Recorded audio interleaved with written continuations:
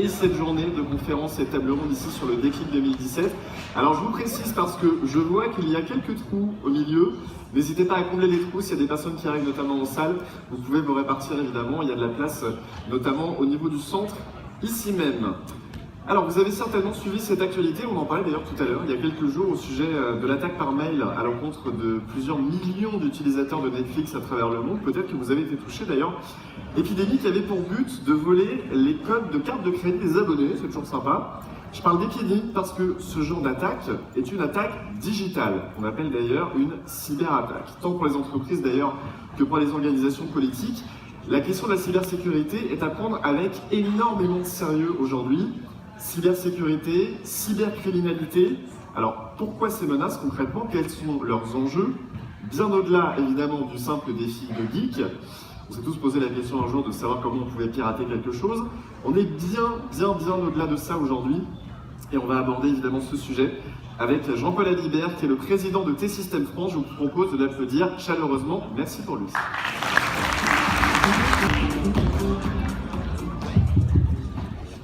Eh bien, bonjour à tous. Est-ce qu'il y a des fans d'Eliott dans la salle? Levez la main. Ah, il y en a deux au moins. Allez, je vais vous aider. Est-ce qu'il y a des fans de Lisbeth? Levez la main, levez la main. Ah, Millennium, ça vous dit rien? Alors, est-ce qu'il y a des fans de Lisbeth?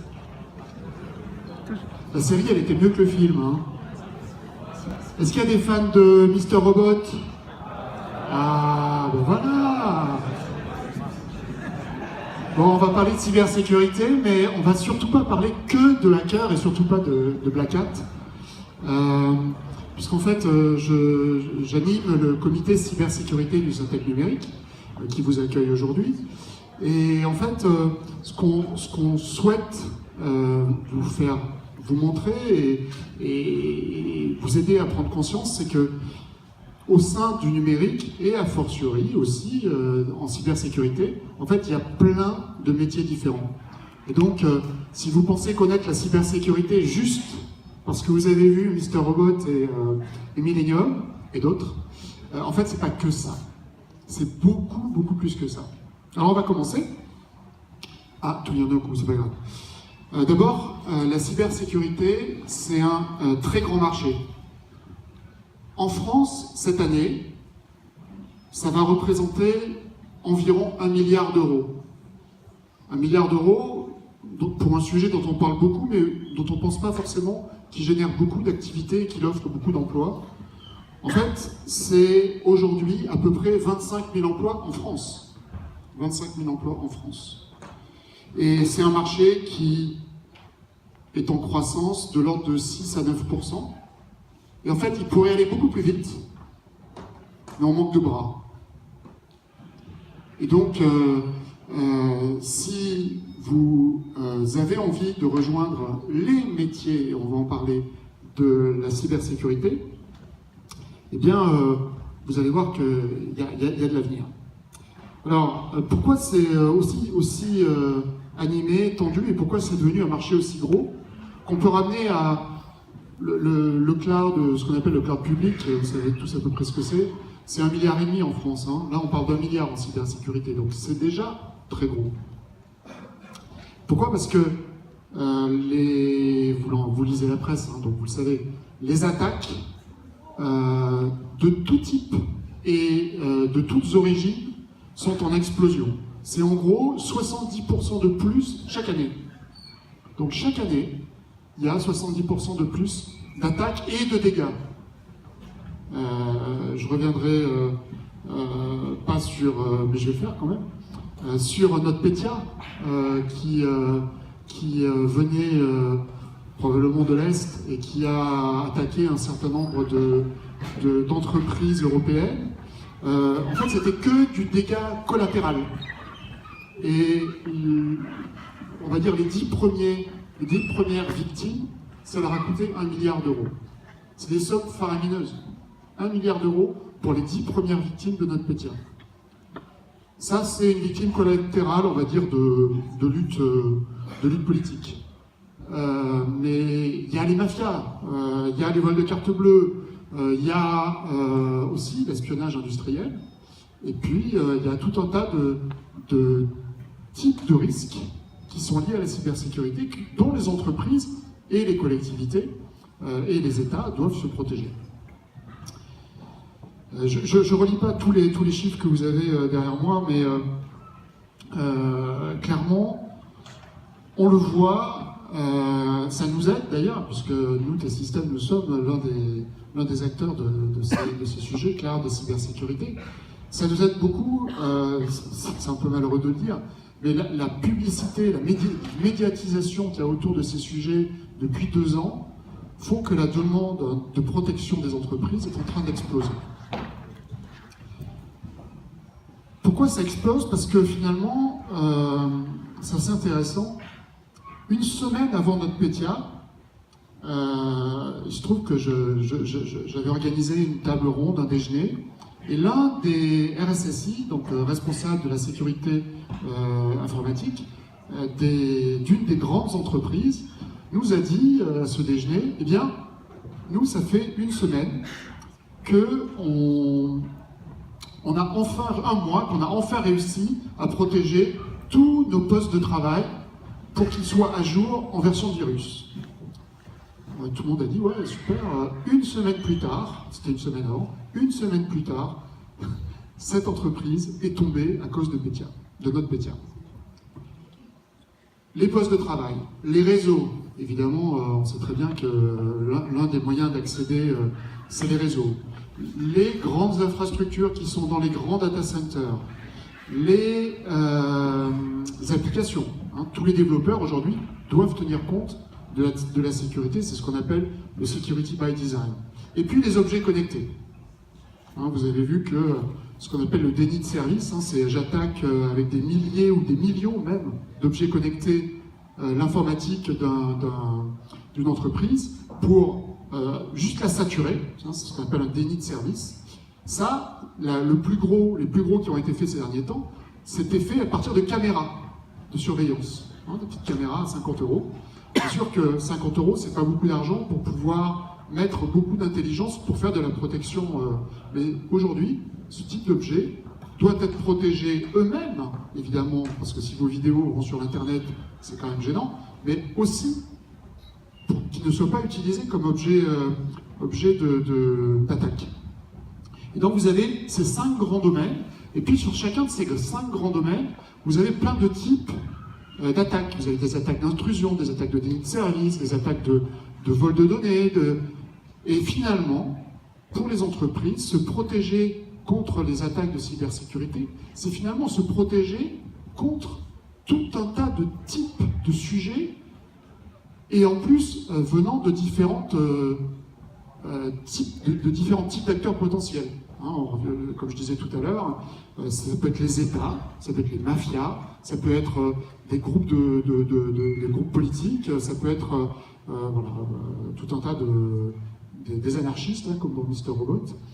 Ça peut être tout un tas de types d'attaques et tout un tas d'acteurs donc il va falloir se protéger. Et donc évidemment, ça veut dire mettre en place beaucoup de logiciels différents. Et nos entreprises françaises développent beaucoup. Il y a plein de startups et de grandes entreprises qui développent des solutions de protection de cybersécurité contre ces 40 à 50 sujets. Et puis derrière, il y a tout un écosystème d'entreprises de services numériques et d'entreprises de conseil en technologie qui vont aider les entreprises, les États, les collectivités à se protéger et à mettre en œuvre toutes ces solutions. Je vous l'ai dit tout à l'heure, c'est un secteur extrêmement dynamique. On croit, selon les sources, entre 6 et 9% par an. Et à nouveau, on est limité par le manque de bras.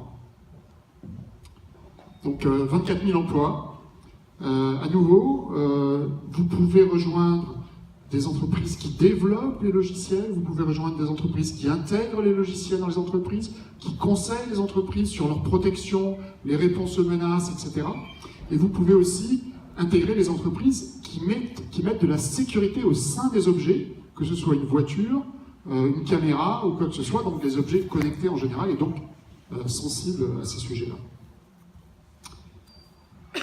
À l'échelle mondiale, on considère que d'ici 2020, on va devoir pourvoir 1 million de postes à l'échelle mondiale. Donc si vous rejoignez les carrières de cybersécurité, non seulement vous avez du travail en France, vous aurez du travail en France, mais en plus vous pourrez évidemment avoir accès à des carrières internationales, y compris évidemment dans les entreprises françaises.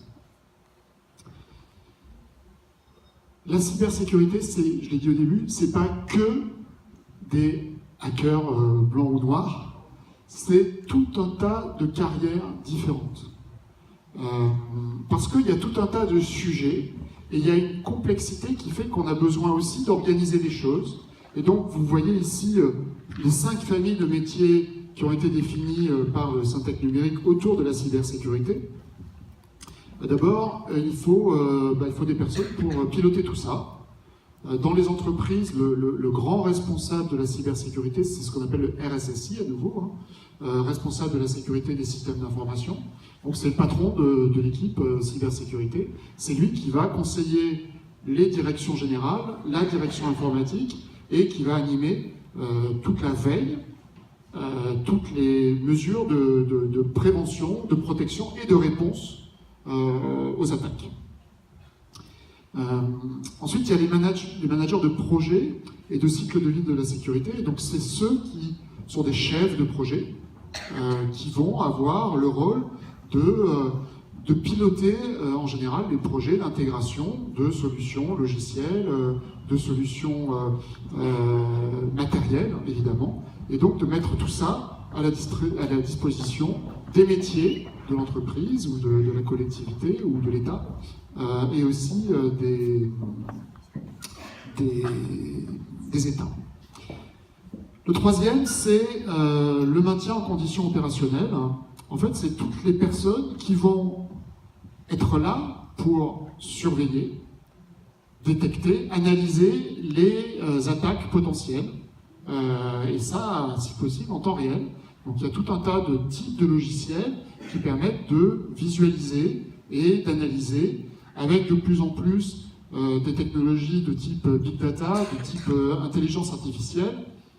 Pour vous donner une petite idée quand même, donc nous T-Systems, on est opérateur de cloud à une grande échelle internationale.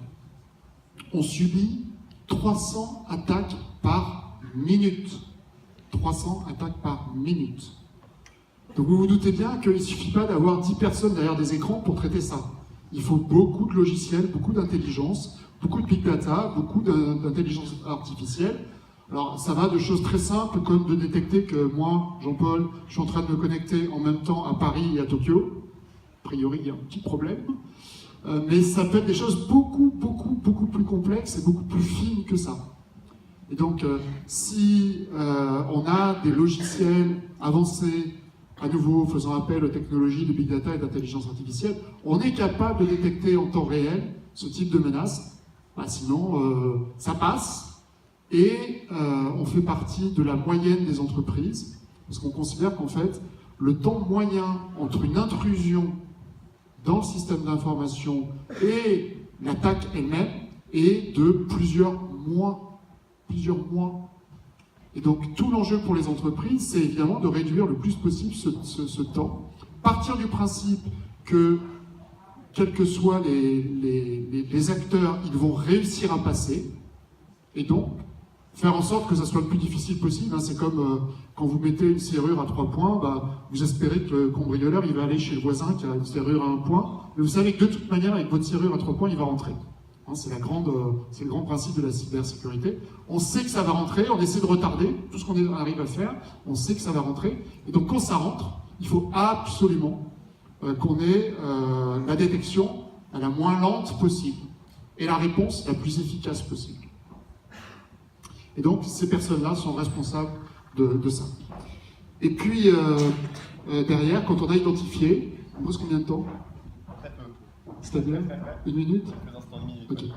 Quand on a identifié ces sujets-là, ces intrusions, il faut y répondre. Il faut y répondre en protégeant l'entreprise. Une entreprise comme Saint-Gobain avec NotPetya, tout son business s'est arrêté. Tout son business. Tous les magasins, tout était arrêté. Les usines, tout. Donc qu'est-ce qu'on fait quand il se passe un truc comme ça? Il ne faut pas que l'entreprise s'arrête. Il ne faut pas que l'État ne puisse plus répondre aux citoyens. Et puis dernier, évidemment, conseil en amont sur la mise en œuvre et sur les réponses. Donc beaucoup de sujets. Et puis ce que je tenais à vous dire, et qui est pour moi le plus important, c'est que faire ces métiers de cybersécurité dans nos entreprises du numérique, c'est aussi avoir accès à beaucoup plus de variété, puisque vous allez travailler pour différents clients sur un temps beaucoup plus court. C'est aussi beaucoup plus d'autonomie. Hein, le poids de la hiérarchie, en général, dans nos entreprises, est quand même un peu moins lourd, on va dire. Et puis aussi, travailler dans des équipes et avec des équipes. Hein. On est naturellement et nativement dans un mode travail en équipe. Et puis, par contre, bien qu'étant dans des entreprises de services ou des éditeurs, ou des entreprises de technologie, vous allez être immergé avec les équipes des clients et donc avoir accès à leur métier. Et donc finalement, plus rapidement, voir différents métiers entre la banque, l'industrie, les télécoms, et donc avoir accès à beaucoup plus de types de cas et donc d'apprendre beaucoup plus vite. Et puis, accessoirement, la cybersécurité, c'est aussi des salaires attractifs, et je vais terminer là-dessus. Junior, entre 40 et 70 000 euros, donc ça monte assez vite. Et puis le salaire moyen de responsable de la sécurité des systèmes d'information, c'est autour de 100 000 euros. Et ça monte jusqu'à 200 000 dans les grandes entreprises. Donc, du boulot pour longtemps, dans des entreprises dynamiques, et finalement des salaires attractifs. Bien payé, voilà. effectivement. Merci beaucoup Jean-Paul Avillière, on peut vous applaudir très très fort. Sur la cybersécurité, merci.